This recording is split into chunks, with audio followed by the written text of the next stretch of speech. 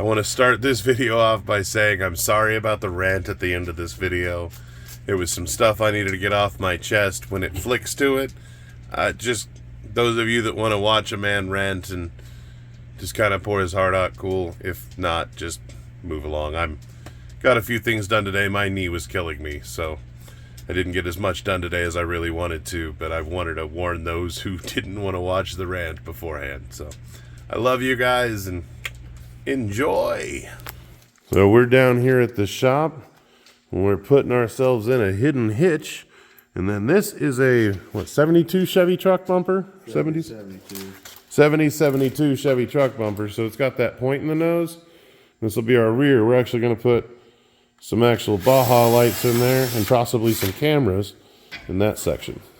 So we're back on this. Today has been a very long day. I've had a lot of shit talkers and had a lot of bullshit and a lot of stupid thing happen. We're going to talk about that later, but first I'm going to just dive into this. So I'm going to start pulling some plastic and figure out what in the hell is the next step and to get to the fucking heater core. Alright, we got the dash loose good enough. We were actually trying to pull it all the way out and it gets wedged. We're not even going to fuck with it, but it gets me enough room to where I can get the heater box and get everything out and around. It got me enough room to get the other ducts out. The funny thing is it was missing a bunch of hardware, and we started pulling stuff off. We found why the vanity mirror doesn't work. It was just kind of cut and laying in there. So we'll fix that, and we'll keep fixing all the little things. I found a ton of little things. I think they took it apart halfway to pull that heater core and just never finished it. So that's what we're going to do. So we'll talk here in a minute. I got some stuff I want to bring up. So here is the fuse panel we've got ready for Amelia. We got one side all wired up. I'm actually going to be changing a lot of that and adding in some more for the lighting and all the freaking lights we're adding to this thing. And if you can notice, we have a rear bumper installed. So, well, actually it's not installed, but there's a hitch installed behind it. We got it all nice and bolted up. So it's actually going to be a hidden hitch. So that hitch right there behind it, we'll cut a hole in that bumper. We're also going to be putting in some Baja lights back in here for our reverse lights. So we're going to cut a little wedge out of the center and straighten that bumper up. It's actually a front bumper for a 70 Chevy. I didn't get done as much today as I wished. Like, my knee was hurting. We got the dash apart. We did a lot of figuring out on his bumper and did a lot on this girl. Got the dash out to where I can actually get in there. But I was set off in a bad mood at the bus earlier because I had to fix a leak on the roof.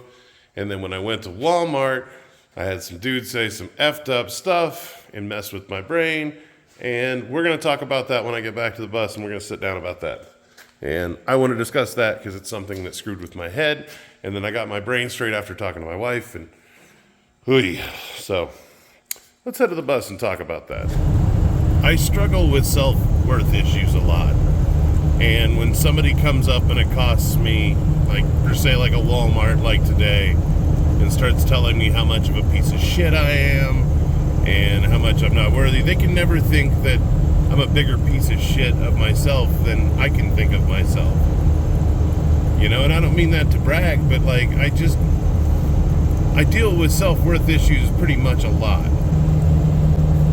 I struggle with self-worth of myself partly because I blame myself for what happened to Daniel. I try not to, and I know that I'm an amazing human. I'm trying to learn to love myself. But when somebody else comes at me and they're like, oh, you treat your dad like shit, that motherfucker kicked me out, yo.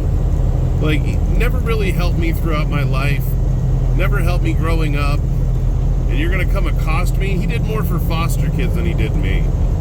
You know, like, I don't understand what the hell leg they have to stand on saying that I'm a piece of shit son, which makes me laugh my ass off.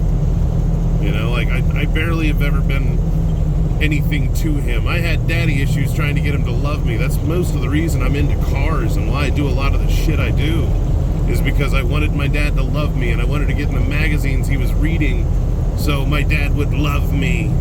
Love me, daddy.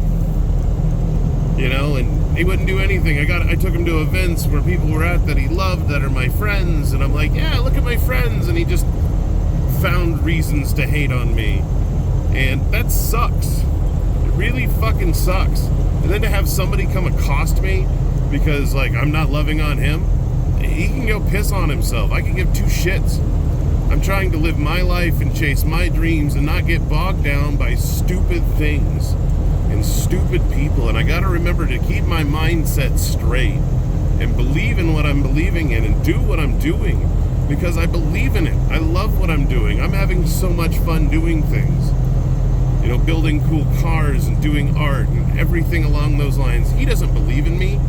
When I was painting the roof of empathy, he was talking shit the entire time. Well, that doesn't look like fire. Or talking this or talking that. He doesn't give a shit. Never really cared about much things in my life. That's why I've got to do things most of the time on my own. I have to believe in myself.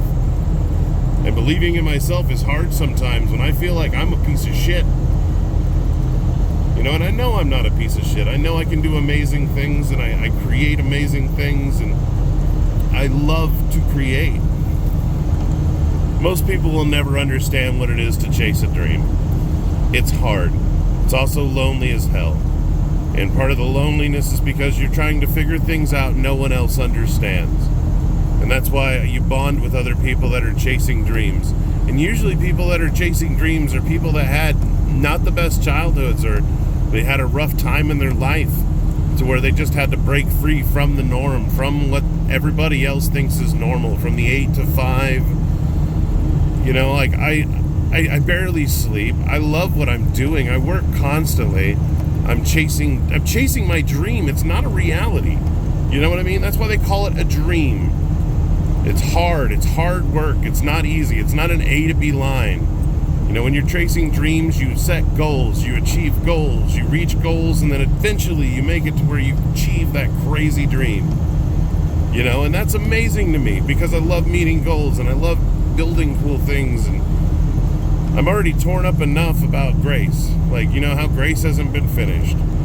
And I'm working on it. Like, I'm trying, but every time I touch it, I think of Daniel. I think of you, man. And it bugs me. Like, I miss you. I miss the conversations. I miss all the stuff about it, but I need to work past it. I need to be able to function when I'm around that thing. Like, I need to function so I can finish it, so I can move on with my life and move on to the next step and get down to Florida and keep chasing new things. I hate that it locks me up. I hate that. I know the words that you'd say to me and you'd be able to, like, knock me out of it and be able to straighten me frickin' straight, man. And I miss you, and I really do. And I'm not even sure what this pointing the camera, driving down the road, talking to you thing was, but I just need to get some shit off my chest. You know, I'm trying to be my own hero, and my own hero has all these videos to refer to. And all these conversations that I wish you and I could have had. And he has those, and they're all locked in the internet, and they're going to live forever. So maybe somebody else that has the same distraught problems and the same things can get through it. But I used to base a lot of my self-worth on what you thought of me. And I know that wasn't right, because I know a lot of people out there in this world love me. And they care about me, and they love the things I can create, and love the things I can build. Just like doing these videos has been therapeutic for me. I get to just talk. I get to talk about the things that are on my heart and the things that you might say to me or the things I might want to share with the world. And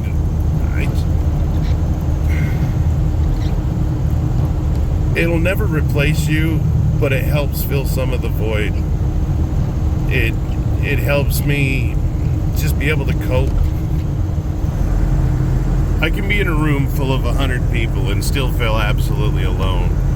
And part of that is just because of my Asperger's, but part of that is just people don't understand how it feels to just have thoughts racing through your mind and never stopping. And the only thing you can stop them with is creating or thinking about creating or all kinds of different things, you know, like it's hard.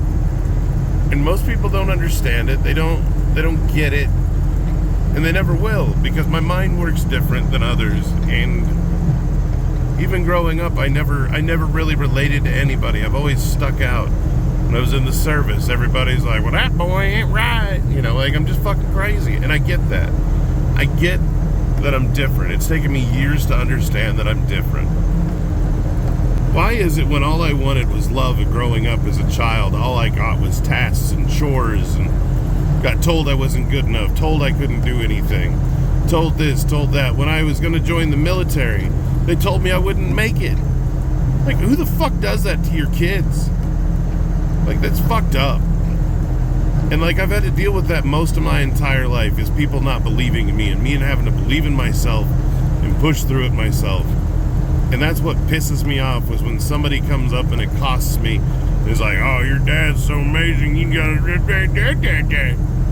You know, if my dad was so amazing, he would call me. If my dad was so amazing, he would be there for me when I'm having rough times. If my dad was so amazing, there'd be so many other things that would happen. You know, if my dad was so amazing, I wouldn't feel so alone all the time when I want to talk to him about stuff. Or we never had those father-son moments. We never had those, you know, do things together times. And I'm not trying to turn this into a dumping on my dad thing, but anytime I'm hearing Great Bend, all I ever hear is how amazing that man is, or this or that, and how I'm such a piece of garbage, or nobody here in this town, barely anybody in this town believes in me. Barely anybody. And I can't even explain to you how hard that feels and how bad that makes me feel. You know, like, I can't go somewhere and they're just like, oh, you know, okay, this failed, or that failed, or this or that. You know, all they want to do is ever bring up anything I ever messed up on. You know, from when I was a child, or from this or that. And they don't realize I'm not that person again. I'm not that person anymore. I'm not 18. I'm not 19. I'm not doing whatever the hell it was they fucking want to bring up. Or even if I messed up later in life, I don't understand why they can't let somebody have a failure. Like, you're not allowed to have a moment, not around here. Or at least everybody else can, but not me. So I've never felt accepted here, and that's why I look forward to leaving here. Because no matter where I go, everybody wants to talk trash on me directly to my face. And I know I'm better than that. I already have a horrible opinion of myself. So hanging out in a place where other people have horrible opinions of me is not a place I really want to be. Well, now that I got that off my chest, it's things I battle with, and I want to put it out there so I can lock it in for time, and then I can look back on these video and see how I felt, and you know what I mean? And I'm working on those feelings, and it lets me see the progress, and it lets me see how far I've come when I can look back on those moments. So I apologize to all of you out there that don't want to watch the rant, but it was just something I needed to get off my chest. I miss my friend, and I feel lonely a lot of times, and I'm working on it. I'm working on starting to love me, and I'm working on my future, and just working on happiness. So I love you guys, and I will see you tomorrow.